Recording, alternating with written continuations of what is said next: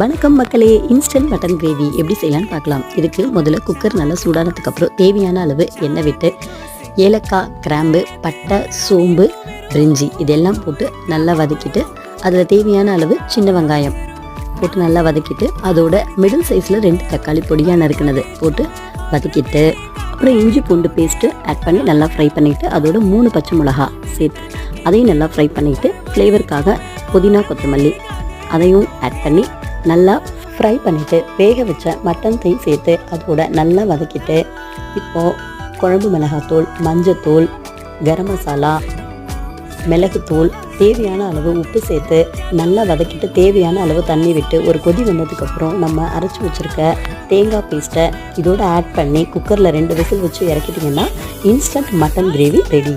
இது போன்ற வீடியோஸ் வேணும் அப்படின்னா மறக்காமல் என்னோடய சேனலை சப்ஸ்கிரைப் பண்ணுங்கள். மற்றும் ஒரு வீடியோவில் சந்திப்போம். நன்றி, வணக்கம்.